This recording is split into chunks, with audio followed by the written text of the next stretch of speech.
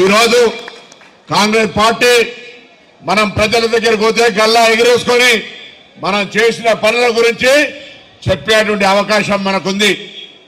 అదే TRS party BJP party వాళ్లకు ప్రజలు ఎక్కడికక్కడ నిలదీస్తారని వాళ్ళు ప్రజల దృష్టి మరల్చడానికి ఓటు చోరీ అనో ఏడుపనో ఇతర రాజకీయపరమైన అంశాలను చర్చకు తెస్తా ఉన్నారు.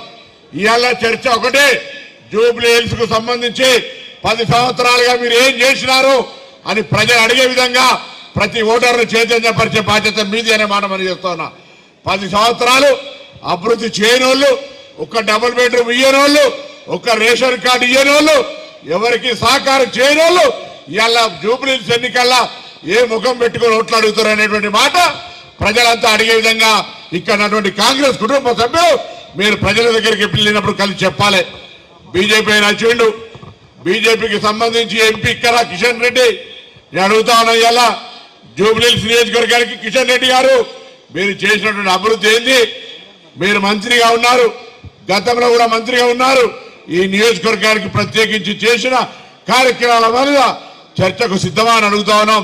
అటువంటి పరిస్థితులలో కాంగ్రెస్ పార్టీ కుటుంబం మొత్తంగా గౌరవ ముఖ్యమంత్రి రేవంత్ రెడ్డి గారు యావత్ కేబినెట్ పార్టీ అభ్యర్థి వెనుక పార్టీ మొత్తం ఉండి ఇలా మీ అందరికి విశ్వాసం ఇస్తా ఉంది.